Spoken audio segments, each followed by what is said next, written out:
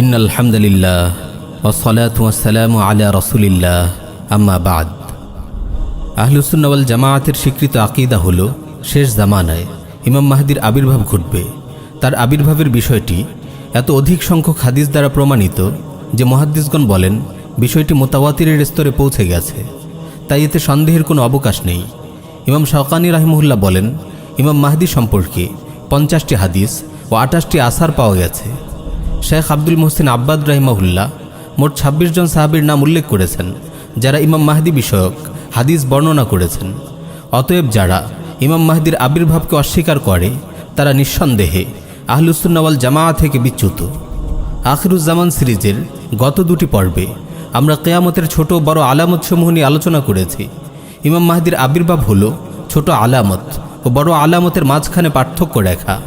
ইমাম মাহদির আবির্ভাবের মধ্য দিয়ে কিয়ামতের বড় আলামতগুলো প্রকাশের ধারাবাহিকতা শুরু হয়ে যাবে। তাই আলিমগণ এটিকে কিয়ামতের প্রথম বড় আলামত হিসেবে গণ্য করেছেন। প্রিয় ভাই ও বোন, প্রথমে আমরা জেনে নেব ইমাম মাহদির পরিচয় ও বৈশিষ্ট্য। ইমাম মাহদির পরিচয় ও বৈশিষ্ট্য। ইমাম মাহদির নাম ও বংশ পরিচয় তুলে ধরতে গিয়ে রাসূল সাল্লাল্লাহু আলাইহি ওয়াসাল্লাম ইরশাদ করেন, লাউ লাম ইয়াবকা মিনাদ দুনিয়া ইল্লা ইয়াউমুন লাতাওয়ালাল্লাহু যালিকাল ইয়াউম হাত্তা ইয়াবআসা ফীহি রাজুলাম মিন আহলি বাইতি ইউআতিউ ইসমুহু ইসমি ওয়াসমু আবিহি ইসমু আবি।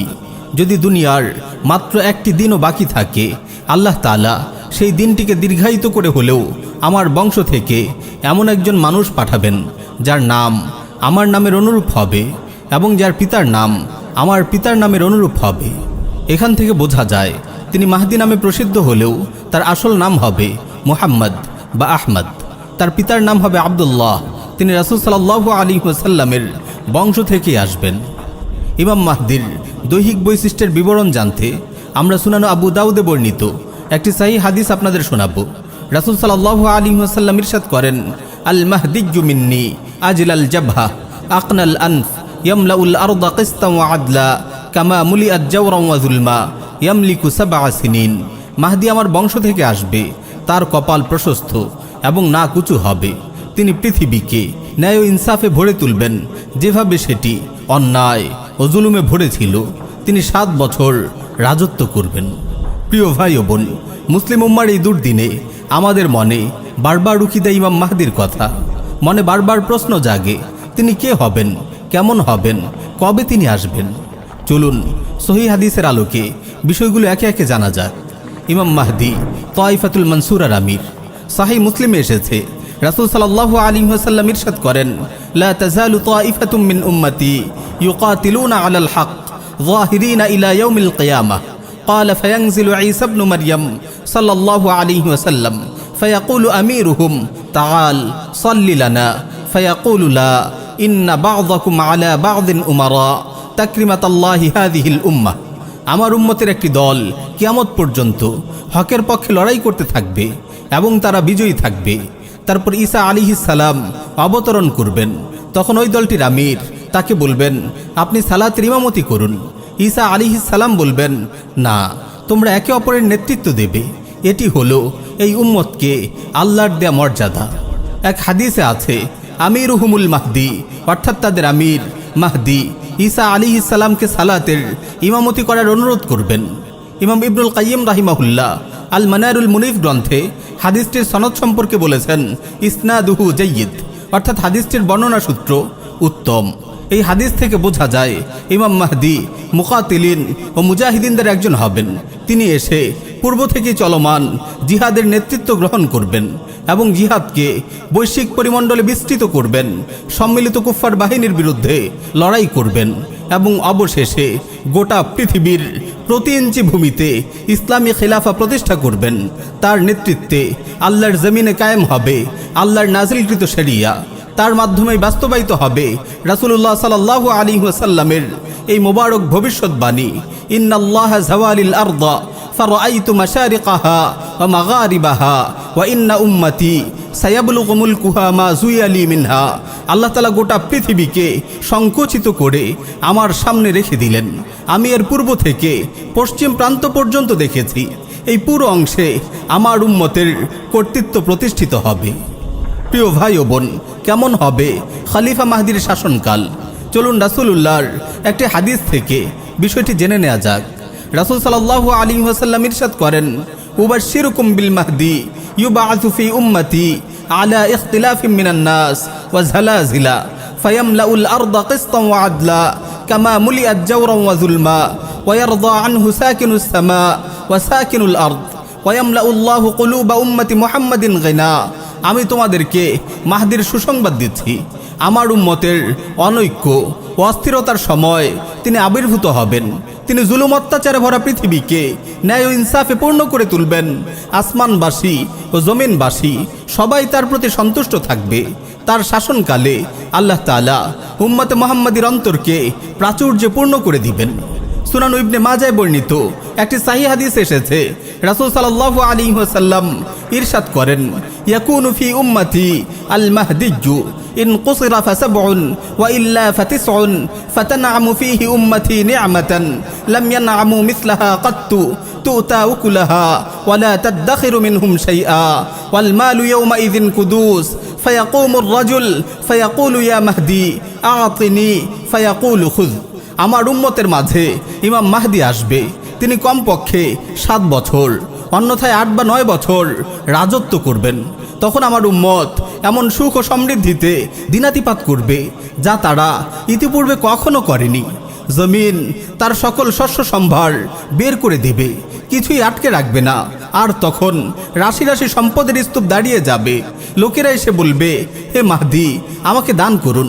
তিনি বলবেন, যত খুশি নাও। কখন আসবেন ইমাম মাহদি? প্রিয় ভাই ও বোন, এই সিরিজের প্রথম পর্বে আপনারা জেনেছেন কিয়ামতের প্রায় সব ছোট আলামতি ইতিমধ্যেই প্রকাশিত হয়ে গেছে। আর আজকের আলোচনার শুরুর দিকেই আমরা বলেছি ইমাম মাহদির আবির্ভাব হলো ছোট আলামত ও বড় আলামতের মাঝে পার্থক্য রেখা। তার আবির্ভাবের মাধ্যমেই কিয়ামতের বড় আলামতগুলো প্রকাশ পাওয়ার ধারাবাহিকতা শুরু হবে।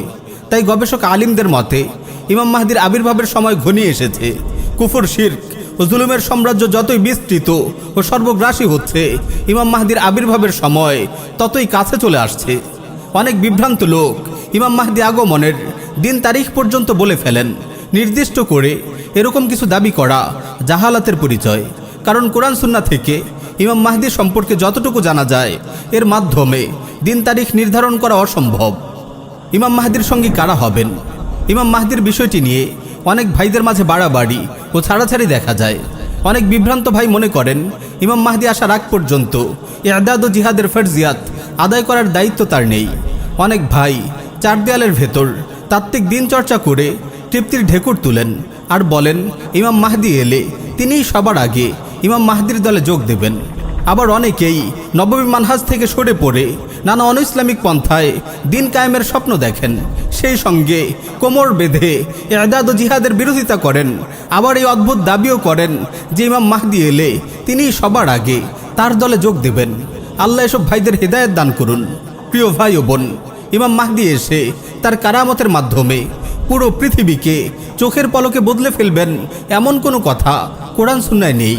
দুনিয়া দারুল আসবাব, যেমনটি আমরা পূর্বেও বলেছি, ইমাম মাহদি এসে তায়েফাতুল মানসুরার নেতৃত্বভার গ্রহণ করবেন এবং জিহাদকে বৈশ্বিক পরিমণ্ডলে বিস্তৃত করবেন। জিহাদ ও কিতাল ফি সাবিলিল্লাহর মাধ্যমেই তিনি গোটা পৃথিবীতে খিলাফা আলা মিনহাজিন নবুয়া প্রতিষ্ঠা করবেন।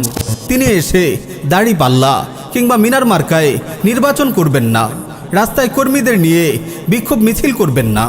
ইমাম মাহদি যেই মানহাজ ও কর্মপদ্ধতি অনুসরণ করে খিলাফা আলা মিনহাজিন নবুয়া প্রতিষ্ঠার সংগ্রাম করবেন, সর্বকালে সর্বযুগে সেই মানহাজ ও কর্মপদ্ধতি আমাদের জন্য অনুসরণীয়। তায়েফাতুল মানসুরা সম্পর্কে আমরা আলাদা কোনো পর্বে বিস্তারিত আলোচনা করব ইনশাআল্লাহ। ইমাম মাহদির মানহাজ কুফরি গণতান্ত্রিক মানহাজ নয়। তার পথে চলা অত সহজ নয়, কারণ তার পথ দাওয়া ইআদাদ ও জিহাদের পথ। যেই পথের পদে পদে ওত পেতে আছে বিপদ, মুসিবত ও কুরবানি। এমনকি তার কাফেলায় সামিল হওয়ার পথও অত সহজ নয়। এই হাদিসও হয়তো এদিকে ইঙ্গিত করা হয়েছে। ফাইযা রাআইতুমুহু ফাবাইউহু ওয়ালাউ হাবওয়ান আলা সালজি ফাইন্নাহু খলিফাতুল্লাহিল মাহদি। তোমরা যখন তাকে দেখবে তখন বরফের উপর হামাগুড়ি দিয়ে হলেও তার বায়াত গ্রহণ করো, কারণ তিনি খলিফাতুল্লাহ মাহদি থাকবেন। এই হাদিস থেকে বোঝা যায় এই দলে যোগ দেয়া খুব একটা সহজ হবে না। ইআদাদ ও প্রস্তুতি ছাড়া তার দলে শামিল হওয়া বড়ই কঠিন হবে। প্রিয় ভাই ও বোন, নবুয়তের যুগ থেকেই শুরু হয়েছে ইআদাদ ও জিহাদের কাফেলার পথ চলা। এখনও সেটি চলছে, কিয়ামত পর্যন্ত চলতে থাকবে। শেষ জামানায় ইমাম মাহদী হবেন এই কাফেলার আমির। সুতরাং ইমাম মাহদীর আবির্ভাবের আশায় হাত গুটিয়ে বসে থাকার কোনো সুযোগ নেই। আল্লাহ যখন ইচ্ছা করবেন তিনি আসবেন। তবে দাওয়া ইআদাদ ও জিহাদের পথ ধরে মুসলিম উম্মার পথ চলা অব্যাহত থাকবে ইনশাআল্লাহ। আল্লাহ যখন ইচ্ছা করবেন তিনি আসবেন। তবে দাওয়া ইআদাদ ও জিহাদের পথ ধরে মুসলিম উম্মার পথ চলা অব্যাহত থাকবে ইনশাআল্লাহ।